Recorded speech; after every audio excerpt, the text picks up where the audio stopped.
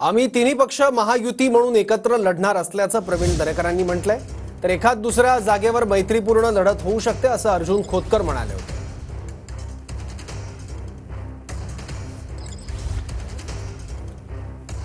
एखाद्या दुसऱ्या जागेवर 10-5 जागेवरती राज्यामध्ये असा प्रसंग येऊ शकतो की जिथं फार टोकाचे तिन्ही पक्ष आहेत। मग पक्षश्रेष्ठीला तशा पद्धतीमध्ये निर्णय घेणं अवघड जातं।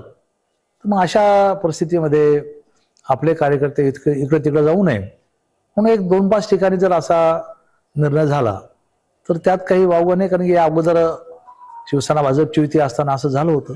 आमची त्या ठिकाणी लढत आहे ती महाविकास आघाडीसोबत आहे। आमच्यामध्ये कुठल्याही प्रकारचे मतभेद समन्वयातनं त्या ठिकाणी मिटवले जातील जर जिथे कुठे किरकोळ असतील तर।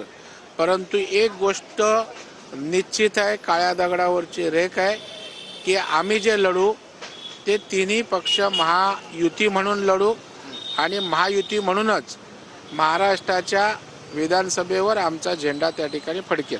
महायुतीमध्ये शक्यतो कोणत्याही जागेवर मैत्रीपूर्ण लढत होऊ नये या विचाराचे सर्व नेतेगण आहेत। एखादी जागा सोडावी लागली तरी चालेल किंवा एखादी जागा घ्यायची असले तर इतरांना विनंती केली तरी चालेल, परंतु मैत्रीपूर्ण लढत होऊ नये असं एकंदरीत पक्षाच्या वरिष्ठ नेत्यांचं मत आहे।